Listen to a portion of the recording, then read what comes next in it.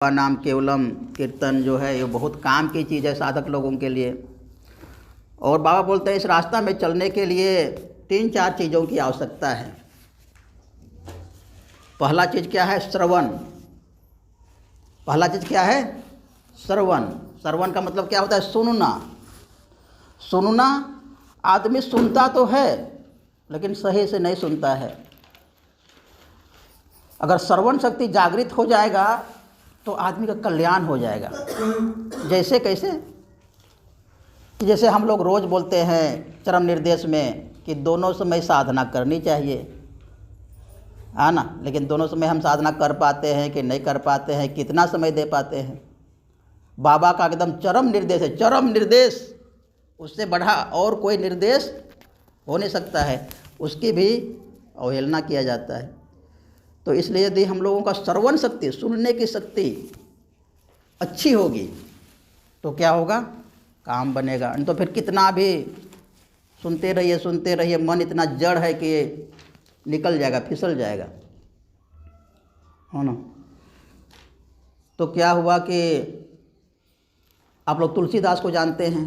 तुलसीदास बहुत बड़ा कवि है, उन्होंने रामचरितमानस लिखा, हनुमान चालीसा लिखा, पूरा हिंदू लोग उसका भी करता है। तो तुलसीदास भी पहले इसी प्रकार आज नास्तिक किस्म का थे और उनका पूजा पाठ में मन नहीं लगता था। और उनकी पत्नी जो थी रत्नावली, और रत्नावली के प्रेम में वो पागल थे, है ना। और एक बार जब रत्नावली अपने मायके गई तो एकदम पूरा बारिश हो रहा है और पूरा एकदम बाढ़ आया हुआ है। वहीं पर नदी पार करके वो रत्नावली के पास जाते हैं और रत्नावली से मिलते हैं, अपने पत्नी से मिलते हैं। तो रत्नावली इसको देखकर गुस्सा हो जाती है और बोलती है कि तुम हाड़ मांस के शरीर से इतना प्रेम कर रहे हो, यदि तुम परम पुरुष इतना प्रेम किए होते, राम से इतना मन लगाया होता तो तुम्हारा कल्याण हो जाता। तो तुलसीदास तुरंत इस बात को सुन लेते हैं। दूसरा आदमी कितना पत्नी लोगों को गाली पड़ता लेकिन कहाँ सुन पाते हैं, लेकिन तुलसीदास ने तुरंत इस बातों को सुन लिया और उसका कल्याण हो गया। और सब लोग अभी तुलसीदास को जानते हैं, इतना बड़ा काव्य उन्होंने लिखा। तो इसलिए सुनने की शक्ति आदमी की तीव्र होनी चाहिए। गौतम बुद्ध अपने शरीर को पूरे सड़ा रहे थे, गला रहे थे तपस्या कर करके एकदम। तो वहीं पर पनघट में उनको एक महिला मिली और उन्होंने बोला कि बीना के तार को इतना नहीं टाइट करो कि वो टूट जाए और इतना भी ढीला नहीं छोड़ो कि उससे राग ही नहीं निकले। तब उसने क्या किया? फिर मध्यम मार्ग का रास्ता बताया। एकदम कठोर भी नहीं होना चाहिए और इतना ढीला भी नहीं होना चाहिए, कोई काम ही नहीं बने, और उन्होंने मध्यम मार्ग दिया। तो इसलिए सुनने की शक्ति आदमी की तीव्र होनी चाहिए। और हमारे देव ये पूरा विश्व ब्रह्मांड ही ज्ञान है, सब जगह ज्ञान कहीं से मिल सकता है। जो दत्तात्रेय थे, दत्तात्रेय वो कुत्ता बिल्ली से भी ज्ञान ले लेते थे कि मान लिया पृथ्वी है तो पृथ्वी में कितना सहन शक्ति है, हम इसी में सब कुछ कर रहे हैं, और कितना सहन शक्ति है पृथ्वी में। तो इसी पर कुत्ता बिल्ली से भी वो मान लिया कुत्ता है तो कुत्ता को देखिए थोड़ा सा दे देंगे, वो मस्त रहता है, कहीं भी पड़ा रहता है। तो इस प्रकार ज्ञान सब जगह है, सभी जीव जंतु में पड़ा हुआ है। तो आदमी की श्रवण शक्ति मजबूत होनी चाहिए। सिगरेट में लिखा रहता है कि सिगरेट पीने से कैंसर होता है और उसके डब्बा में बड़ा बड़ा एकदम घाव का फोटो कैंसर का रहता है, फिर भी लोग लेकर के पीता है। तो उसकी श्रवण शक्ति कहाँ गई? इसलिए ज्ञान की कमी नहीं है। कहीं भी लिखा नहीं है कि मांस मदिरा खाने से लोगों का कल्याण होता है, अच्छा होता है, कहीं लिखा हुआ नहीं, लेकिन फिर भी लोग उसी में डूबे हुए हैं। तो इसीलिए श्रवण शक्ति आदमी को, सुनने की शक्ति, कि यहीं भी कुछ आदर्श वाक्य हो रहा है और उसको तुरंत सुन करके अपने जीवन में उतार लिया तो उससे क्या होता है? मनुष्य का कल्याण होता है। इसलिए इस प्रकार का जो सत्संग है, इस प्रकार सत्संग में मनुष्य को आना चाहिए और सत्संग में आकर के उसमें सुनने को मिलता है, बाबा की बातें सुनने को मिलता है, कीर्तन सुनने को मिलता है, तब उसका कल्याण होता है। और मान लिया नहीं भी आए हैं तो घर में प्रभात संगीत गाइए, कीर्तन गुनगुनाइए, खाना बनाते बनाते तो कुछ सुनिए, परमात्मा का नाम सुनने से कल्याण होगा। और बाबा की पुस्तक पढ़िए तो वो भी सुनना है। तो इस प्रकार जहाँ भी सुनने का मौका मिलता है, अच्छे चीज़ों का, आदर्श वाक्यों का, सत्संग का, उसका मौका नहीं छोड़ना चाहिए। तो आध्यात्मिक रास्ते में बढ़ने के लिए बाबा बोलते हैं श्रवण। ये हम सेमिनार का थोड़ा सा कवर कर रहा हूँ। श्रवण को मान के चलना चाहिए। श्रवण आपका जागृत होनी चाहिए, ये नहीं कि सुन रहे हैं और कुछ प्रभाव ही नहीं पड़ रहा है, तो उससे क्या कुछ नहीं होने वाला है ना। अब उसके बाद आती है श्रवण के बाद मनन। मनन क्या बाबा बोलते हैं मनन के बारे में कि मनन जो है मनुष्य के मन की सबसे बड़ी संपत्ति है। मनन का मतलब क्या, कोई भी चीज़ आपके सामने आया तो आप मनन करोगे, चिंतन करोगे कि ये जो चीज़ है ये कल्याणकारी है कि नहीं है, मेरे लिए, समाज के लिए, विश्व के लिए कल्याणकारी है कि नहीं ये चीज़ें, तो उसको बोलते हैं मनन। जैसे मान लीजिए आप आध्यात्मिक रास्ता में आगे बढ़ रहे हैं, तो अध्यात्म के नाम में बहुत सारा अंधविश्वास समाज में घुसा हुआ है। कोई यज्ञ कर रहा है, कोई हवन कर रहा है, कोई कर्मकांड कर रहा है। अब सब जगह पढ़ाया जाता है कि किसी भी चीज़ को तुम जलाओगे तो धुआं निकलेगा, कार्बन डाइऑक्साइड बनेगा, चाहे तो आप घी को जलाओ चाहे कुछ को भी जलाओ। लेकिन यज्ञ में लोग क्या करता है, खाने का जो इतना प्योर चीज़ है घी, उसको जलाते हैं लोग और बोलते हैं हम धर्म काम कर रहे हैं। तो वहाँ पर मनन शक्ति काम करता है कि ये जो हमको धर्म के नाम पर बताया जा रहा है घी को जलाने के लिए, ये सही है कि गलत है, चिंतन करेगा वो। और तो परंपरा में जो करते आ रहा है हम भी करते आ रहे हैं, है ना। तो इसलिए मनन शक्ति के माध्यम से आदमी क्या होगा, उस अंधविश्वास से बाहर निकल सकता है। और यदि मनन शक्ति नहीं रहेगा तो क्या होगा, उसी अंधविश्वास के दलदल में आदमी पड़ जाएगा। लोग बोलते हैं कि गंगा नदी में नहाने से कल्याण होता है, मुक्ति मोक्ष मिलता है। तो थोड़ा सा मनन तो करेंगे कि भाई गंगा नदी में जो मछुआरा है वो रोज़ उसी में डुबकी लगाता है, उसी में जीवन उसका है। गंगा किनारे जो रहते हैं लोग रोज़ उसी में डुबकी लगाते हैं, रोज़ उसी में नहाते हैं, उसी में लेटरिन करके साफ भी करते हैं। तो क्या उन लोगों को कल्याण हो जा रहा है। और आजकल तो मन की शुद्धि के बाद दूर शरीर भी शुद्धि नहीं होगा, गंगा इतना गंदा हो गया है। तो इस प्रकार का धर्म के नाम पर जो पाखंड है, अंधविश्वास है, वो सबको मनन के माध्यम से दूर कर सकते हैं, ये बाबा बोलते हैं। आप इष्ट मंत्र का जप करेंगे वही हमारा गंगा स्नान है, कीर्तन करेंगे वही हमारा गंगा स्नान है। गंगा जमुना सरस्वती क्या है, हमारे मन के अंदर में जो इंगला पिंगला सुषुम्ना नाड़ी है वही गंगा यमुना सरस्वती है। उसी में जब हम शुद्धि करते हैं तो सुषुम्ना नाड़ी के माध्यम से अपने मन को ऊपर ले जाते हैं, उसी में हमारा मन गंगा में नहा लेता है ना।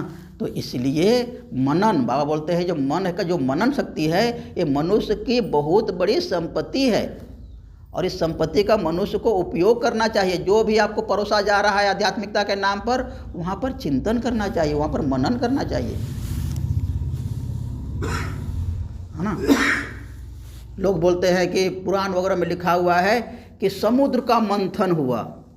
किसका मंथन हुआ, समुद्र का। समुद्र देखे हैं कितना बड़ा होता है समुद्र, और कैसे मंथन किया, पहाड़ को डाला समुद्र के बीच में, सुमेरु पहाड़ को, और उसमें क्या किया, नाग सांप को लपेटा। पहाड़ और कितना बड़ा सांप होगा, उसको नाग सांप को लपेटा। देव और दानव दोनों मिलकर के खींच रहा है। फिर उसमें से विष और अमृत निकला। विष को तो शंकर भगवान पी गए और अमृत की लड़ाई में दोनों देव और दानव लड़ने लगे। और जब दानव लोग लेकर के भाग रहे थे अमृत को, तो उसी में छीना झपटी में कहीं कहीं पर अमृत का गिर गया छलक करके। और वहीं पर अभी कुंभ मेला लगता है, जहाँ जहाँ छलक करके गिरा अमृत रस। तो ये कहीं से भी दिमाग में घुसता है कि समुद्र का मंथन, समुद्र देखा है कभी लोगों ने, और उसमें पहाड़ को डाला बीच में, उसमें भी सांप को लपेटा। तो मनन शक्ति, यदि मनन शक्ति नहीं करेंगे तो अध्यात्म के नाम पर लोग खड्डे में गिरा देगा, कहीं जा तो नहीं पाएंगे, आपके समय बर्बाद होगा, पैसा बर्बाद होगा और गर्त में चले जाएंगे, है ना।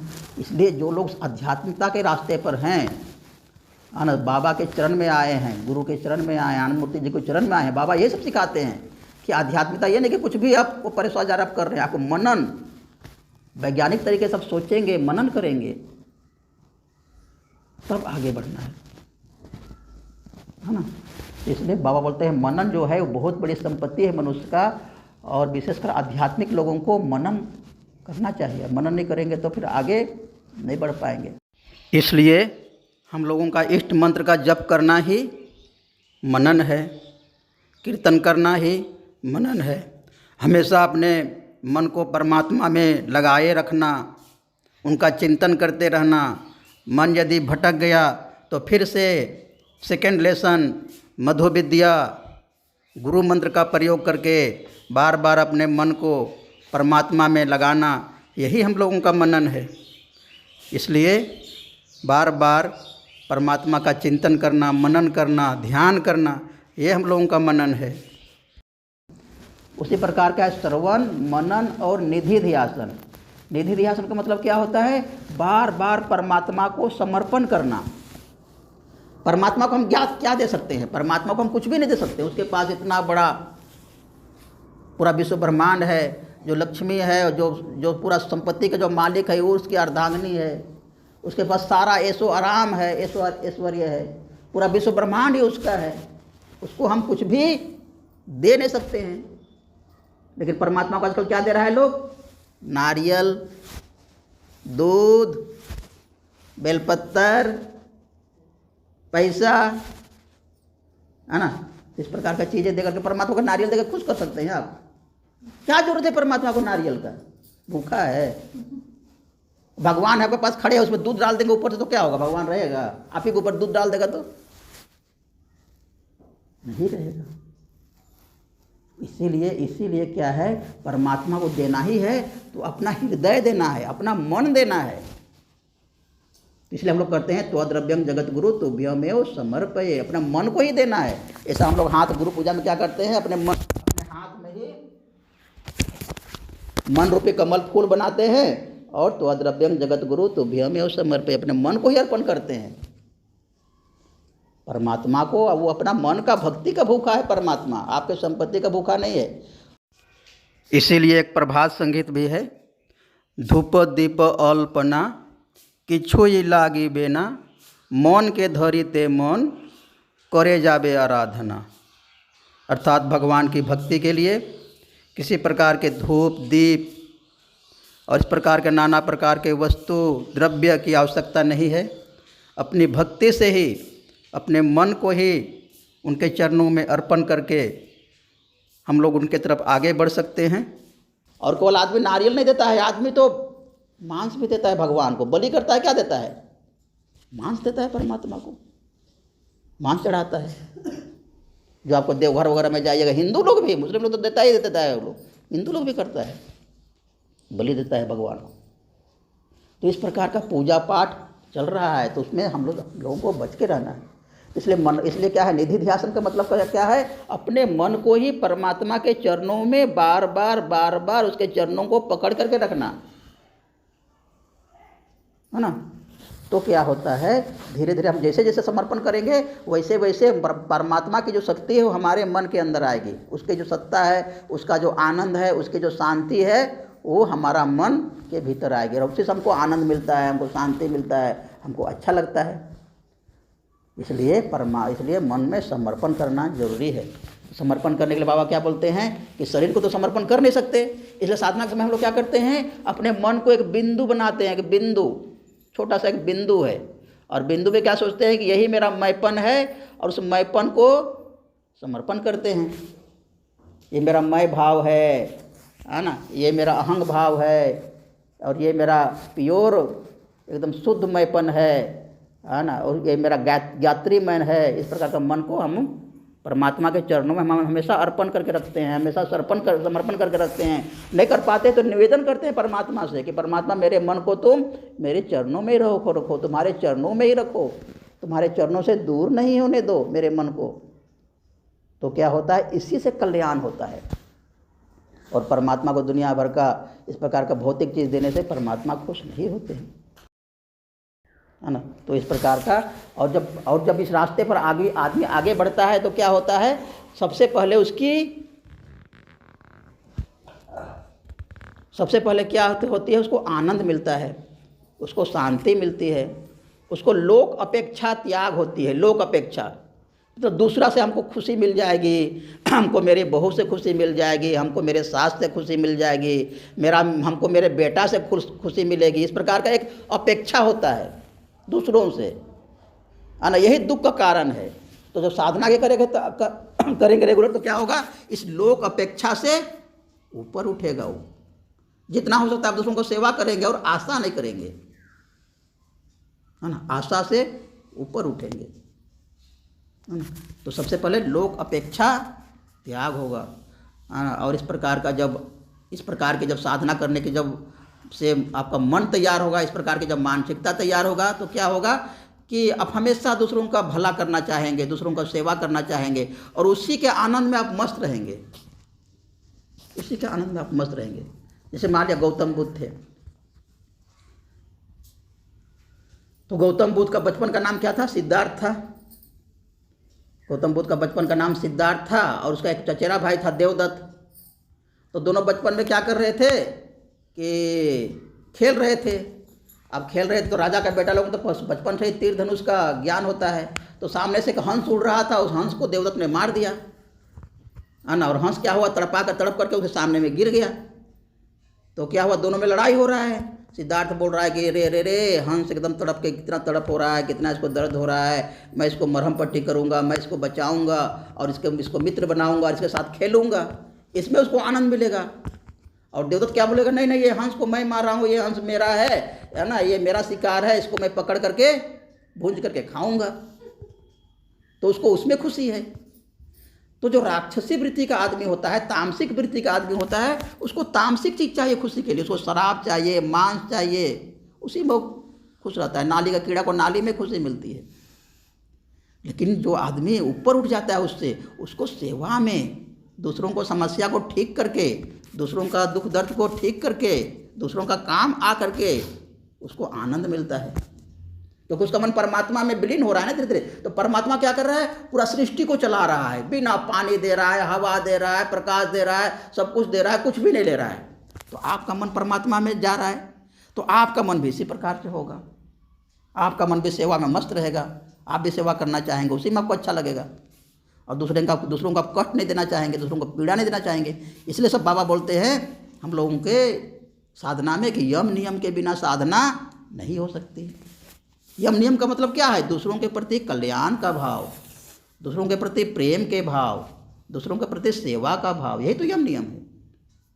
अहिंसा का मतलब क्या है, उसका हिंसा तो नहीं करना है, लेकिन उसके जीवन की रक्षा भी करना है, उसको प्रेम भी करना है, यही तो अहिंसा है।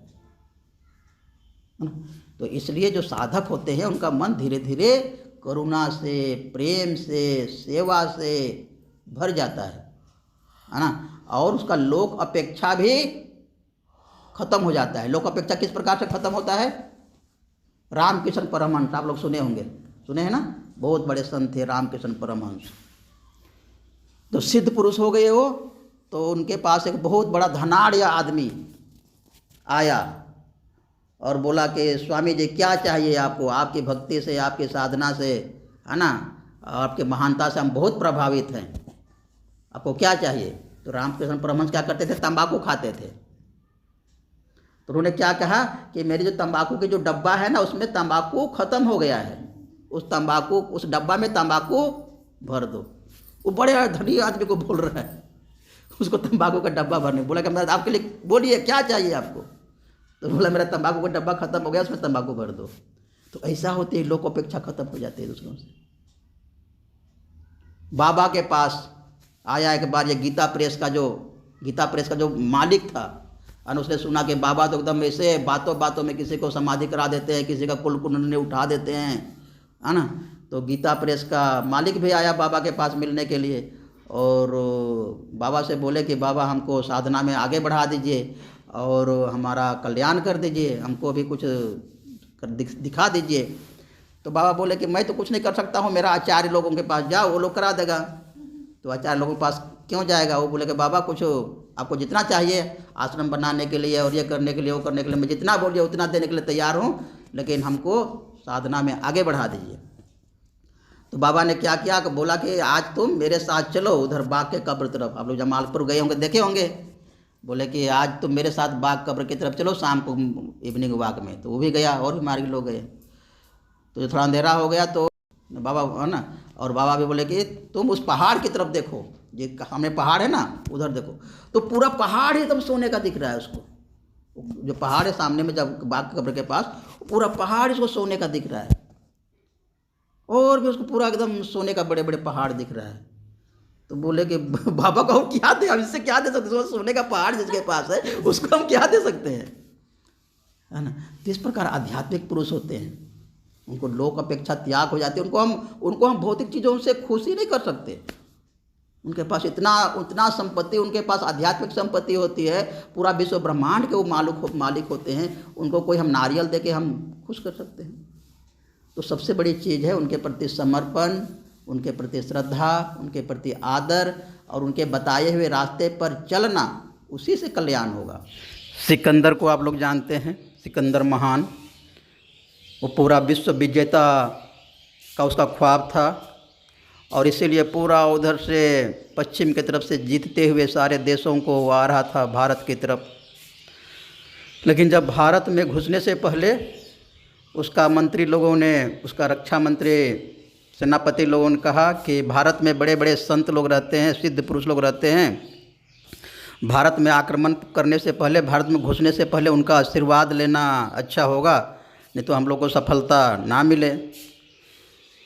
तो सिकंदर ना चाहते हुए भी उनको बातों को विश्वास किया, और अपना जो सेनापति था सेलूकस, उसको एक जो ऋषि थे बॉर्डर में ही, सीमा रेखा के पास में ही, दंडयायन नाम का, उनके पास भेजे। और जब उनके पास सेनापति सेल्यूकस गया और बोला दंडयायन को कि सिकंदर महान आपको बुला रहे हैं, तो दंडयायन क्या बोलते हैं कि ऐसा कोई भी वस्तु नहीं है और ऐसी किसी भी चीज़ को हमको आवश्यकता नहीं है कि तुम्हारा राजा हमको उसको दे सके, तो मैं क्यों जाऊं उनके पास। यदि उनको मेरे से कुछ चाहिए तो वो मेरे पास आए। तो सेनापति जो था वो गुस्सा हो गया और बोले मेरे राजा को आप जानते नहीं हो, इतना महान है, तुमको उठा के ले जाएंगे। तो दंडयायन बोला क्या तुम्हारा राजा इतना महान है कि सबको खुद को नियंत्रण कर सकता है? ये जो सामने में नदी जो बह रही है, तुम्हारा राजा के बात को मानता है? ये जो चिड़ियाँ चहचहा रही है, तुम्हारा राजा इनको चुप करा सकता है? ये जो हवा बह रही है, इसको रोक सकता है? इतना महान है तुम्हारा राजा। यदि तुम हमको ज़बरदस्ती ले जाना चाहते हो तो तुम केवल मेरा शरीर ले सकते हो, तुम्हारे राजा का और तुम्हारा मेरे मन पर कोई अधिकार नहीं है। मेरा मन जहाँ पर है वहीं है। तो इस प्रकार निर्भीक और लोक अपेक्षा का त्याग हो जाता है। जो आध्यात्मिक पुरुष होते हैं, जो आध्यात्मिकता के रास्ते पर थोड़ा भी आगे बढ़ते हैं, उनमें थोड़ी थोड़ी ये चीज़ें आने लगती है। परमात्मा के बताए हुए रास्ते पर चलने से ही कल्याण होगा, भला होगा। और किस प्रकार से भला होगा? हर एक आदमी चाहता है हमको आनंद मिले, हमको शांति मिले, हमको जीवन में सुकून मिले। हर एक आदमी चाहता है, जब कुछ भी करता है। तो सबसे बढ़िया उसका रास्ता आध्यात्म का ही रास्ता है, सबसे बढ़िया रास्ता। क्योंकि इससे क्या होती है, हमारी शरीर शुद्धि होती है, हमारा खान पान सही रहता है, हमारा जीवन शैली सही होता है। आप कोई बोलेगा शराब पी करके हमारा जीवन सही रहेगा, कैसे होगा? घर में झगड़ा होगा, घर में किटकिट होगा, आपके बच्चे भी वही सीखेंगे, समाज में बदनामी होगा। कोई बोलेगा तो बड़े पियक्कड़ है, समाज में क्या इज्जत रहेगा? तो सब प्रकार से बदनामी है। अपना भी स्वास्थ्य का नुकसान होगा। शरीर जब तक ठीक है, चल रहा है, कभी कुछ हो जाएगा, है ना। इसलिए तामसिक सुखों का भोग कभी नहीं करना चाहिए। मनुष्य को हमेशा सात्विक सुख का भोग करना चाहिए। इतना सारा फल, कंद, मूल, दूध, दही, घी, मक्खन, बटर, उसको छोड़ करके क्या क्या खा रहा है आदमी, छी है ना। तो इसलिए मनन शक्ति, श्रवण शक्ति, इसको जागृत रखना है। तब इस प्रकार से आदमी जब आध्यात्मिक रास्ते में आगे बढ़ करके उसको आध्यात्मिक आनंद की प्राप्ति होती है, तब उसको लगता है कि अरे रे, जीवन में भक्ति से बड़ा और कोई भी संपत्ति नहीं है। जिन संपत्ति को मैं संपत्ति समझ रहा था वो तो कौड़ी का निकला। इसीलिए बाबा भी इस सेमिनार नोट्स में कहते हैं जब तुम परम पुरुष के सानिध्य में आओगे तब समझोगे कि भक्ति से बड़ा कोई संपद नहीं है। बाकी सभी संपद बेकार के हो जाते हैं। केवल भक्ति ही तुम्हें उनके साथ एक कर दे सकती है और मानव जीवन का लक्ष्य भी यही है, ये बाबा बोलते हैं। और नहीं तो जब तक ये सब चीज़ें नहीं होती है तब तक आदमी तामसिक सुखों में ही पड़ा हुआ है, भोग कर रहा है, जीवन को नरक बना कर रखा है। इसलिए कबीरदास जी भी कहते हैं, झूठे सुख को सुख कहे मानत है मन मोद, कनक चबे ना काल का कुछ मुख में कुछ गोद। मनुष्य झूठे सुख को ही सुख कह करके इतरा रहा है और काल का जो ग्रास है, काल जो कुछ को मुख में लिया हुआ है और कुछ को गोद में लिया हुआ है अपने चबेना के रूप में, और आज नहीं तो कल काल के गर्त में समा जाएगा। वो अपना जीवन का अंतिम लक्ष्य है, जो चरम लक्ष्य है, उसको बिना प्राप्त किए हुए ही जो अनमोल आनंद के लिए जो मनुष्य इस धरती पर आया है, मनुष्य जन्म मिला है, उसको बिना प्राप्त किए, उनको बिना जाने ही जीवन समाप्त हो जाता है। तो इसलिए मनुष्य को भक्ति अर्जन करना चाहिए, भक्ति रूपी संपद अर्जन करना चाहिए, तभी उसको जीवन में आनंद मिलेगा, सुख मिलेगा, शांति मिलेगा और उसको नाम यश भी होगा। और इसको अपने तक ही सीमित नहीं रखना, इसको सबको बांटना भी है। बांटने में भी आनंद है, बांटने में भी और आनंद है। इसलिए बाबा ही बोलते हैं हम लोग के चरम निर्देश में, दूसरों को सतपथ का निर्देशन करना साधना का ही अंग है, और जहाँ साधना है वो आनंद का विषय है। तो ये हम लोगों का सेमिनार का सब्जेक्ट रहा, मंत्र चैतन्य। लास्ट में जो था श्रवण मनन और निधि ध्यासन, ये भी हम लोग का समाप्त हुआ। परमपिता बाबा की जय।